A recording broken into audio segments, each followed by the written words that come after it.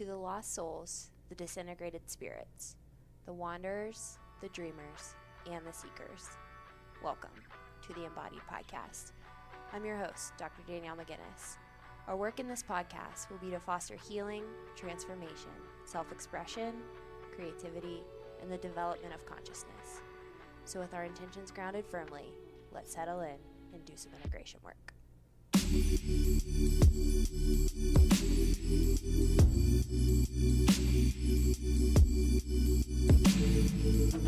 Hey friends, happy Monday and welcome back to another episode of the Embodied Podcast. Really appreciate the feedback on the last couple episodes that I put out on the podcast. The episode that Rick and I did on embodiment. I've had a lot of people reach out and really give respect for that one. So thank you guys for the feedback. I always love to hear feedback. And then the last episode on when nothing comes up, when the creative well runs dry, I've had a few messages about that as well. And so if you guys haven't done so, going into iTunes and dropping a 5-star rating or a written review really helps get the show into more ears or more souls across the world. If an episode that you hear really resonates, send me a message on Instagram or join my free community and send me a message. Also, share it with somebody who you feel would really benefit from hearing these words. As always, this podcast is just some circular musings on what I'm interested in, where my mind's at right now. There's really no rhyme or reason to the episodes. It's really just following psyche and where my personal psyche is at the moment. And so in today's episode, I just got back from a short little beach vacation. I went to the East Coast and met my family for a few days. And it was great because I haven't seen my family in probably over a year. And so it was really great to reconnect with some of my family because I miss them so much. But it was really interesting because if you guys have listened to the show for a long time, I know that I've talked a little bit about this background in a quote-unquote previous lifetime a few years ago in the strength and conditioning realm. And in that period of time in my life, you know, I was riddled with eating disordered patterns, body dysmorphia, really not in a great place physically or mentally. And so it's really interesting because I've been in a bathing suit since working through some of those complexes and some of those patterns. But I really haven't been to the beach in a bathing suit since I had this massive experience on plant medicine that really was a wake-up call to the way that I was treating my body, and so really changing the way I was eating and exercising and really, really getting in right relationship to embodiment. And so when I came back from the beach, I was inspired, and on the plane ride home, I was just really reflecting on the trip, and I wrote a post to put on Instagram, and it was a letter to a previous version of myself. And I know some of you who listen to the podcast aren't on Instagram, and so I'll put a link so that you guys can maybe check it out if you want to check it out in written form. But I wanted to read that on the podcast today because I feel like there's so many people out there who aren't necessarily diagnosed with an eating disorder, but really struggle with indwelling in their body, feeling a sense of embodiment, and bridging on the episode that Rick and I did about embodiment, and then having this experiential moment of really shifting the felt sense of the way I felt in my body. Just really want to share that with you guys. And so what I wrote was the girl in the second photo, which on Instagram, there's these two photos, and one of me is on the beach just last week. And then the other one is from, I think, 2016, so 6 years ago. And it's a picture in the mirror at the gym. And I am so skinny, almost zero body fat on my body. And so that's really who this whole piece of writing was dedicated to. and also to all of you out there who have struggled and are struggling with any form of body dysmorphia and indwelling and feeling safe in your body.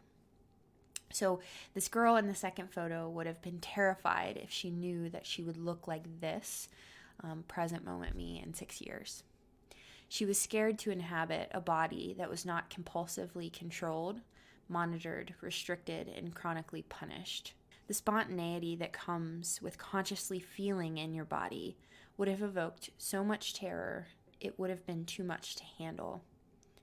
But slowly, over the years, she learned it is safe to slow down, to let go of the reins of control, and to allow herself to be nourished and rested. Instead of living in her head, unconsciously trying to tyrannize her body to the point of utter breakdown, she needed to know indwelling is possible in a body that feels so overwhelming, scary, or intense. And just because she looked healthy or great on the outside does not mean that what was pulling the levers on the inside was conscious, connected, or safe. The struggle of a lifetime was, and still is to turn that inner unconscious violence inside of me into conscious suffering. I've found this is the only way true indwelling or embodiment of the individual essence into the body can actually happen. So it's pretty short and sweet, but that last piece is taken from Donald Cowshed's book Trauma in the Soul, turning unconscious violence into conscious suffering. I think that's really about what working through any traumatic material is like, because what happens, whether it's outer violence that gets internalized or an outer experience that provokes this chaotic inner violence, the point of processing that is to turn that into conscious suffering, teaching the system that it is safe to be in a state of suffering, that it's okay to feel sometimes contractive, and it's okay to not always feel expansive and light and free and joy. Those moments of conscious suffering aren't necessarily possible when we have these traumatic experiences and they're intolerable and we're given too much too soon and we can't handle it. And so we can't consciously suffer through that. And so typically what happens is it becomes unconscious suffering, and unconscious suffering often turns to some type of chaotic violence inside. And that violent nature is part of the psyche's self-organizing dynamic that is trying to get your attention to make that unconscious material conscious and to create a relationship with that unconscious suffering and make it conscious. I think conscious suffering takes a lot of work because you have to build a capacity in the system for negative emotion, for experiences. You have to create space in the body for what was once intolerable affect and emotion, and create space for that dissociated material to have conscious recognition and movement through the system. And so we really can't even touch into conscious suffering until we make space for all of that material that had been split off. And then there's this period of suffering that comes. It feels like grieving, all of the defensive strategies that have taken place, whether it's outer behaviors or inner belief systems or thought processes. And we have to grieve those because that's part of the transition into a widening and deepening of a new consciousness that's inclusive of that unconscious material. And so, yeah, I think that the conscious suffering piece is probably the biggest part of how indwelling of the essence goes from being split off, dissociated, and unconscious into consciousness. Doing a lot of research in my program for school right now, And that self-organizing factor of the psyche, according to Jung, is the capital S self. And oftentimes, so many of us operate in our life either identified with that self-organizing principle, and that would be called inflation, or we live disconnected from it. And since Jung said that the self, the capital S self, is the archetype of meaning, we're disconnected from the deeper meaning of all of the different factors of the psyche.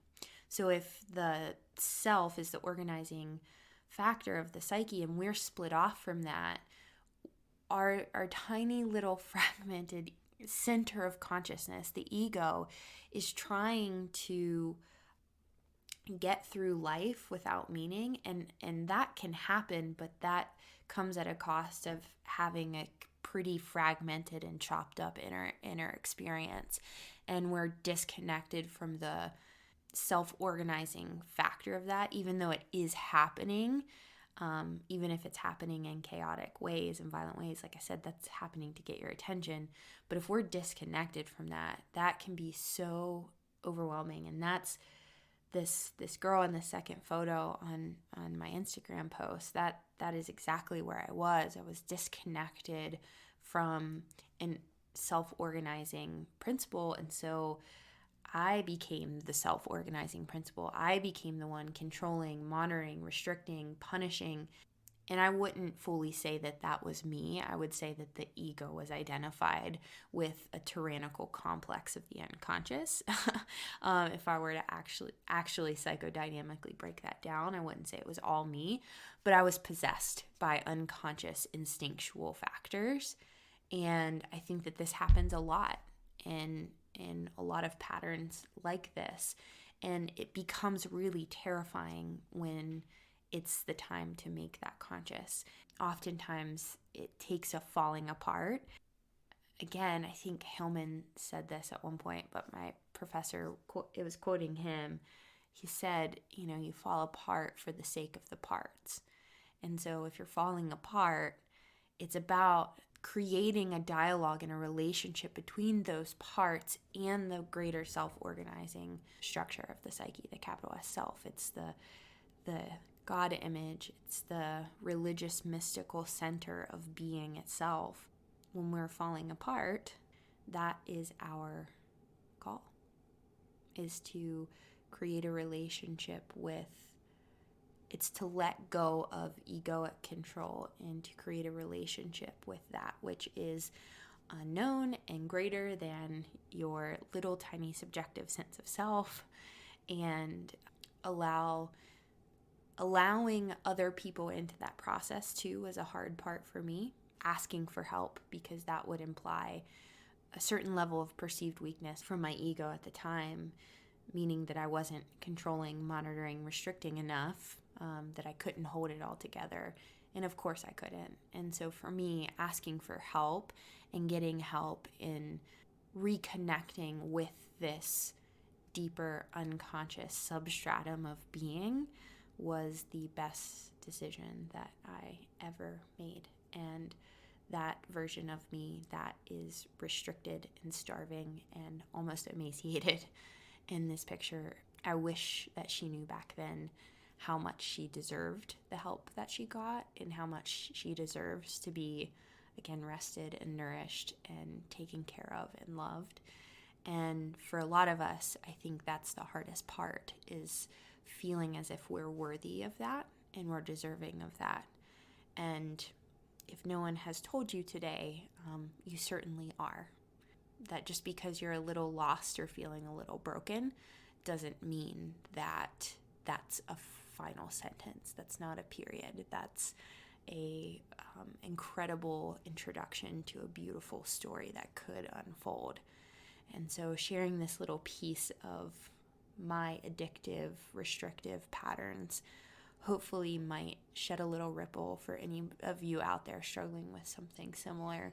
Even if it's not an eating disorder, it could be addiction to anything. And so just knowing that there's a possibility of reconnecting to knowing that there's different possibilities out there. So with that being said, I hope you guys have a great week, and we will talk on Thursday. maybe. Bye, guys.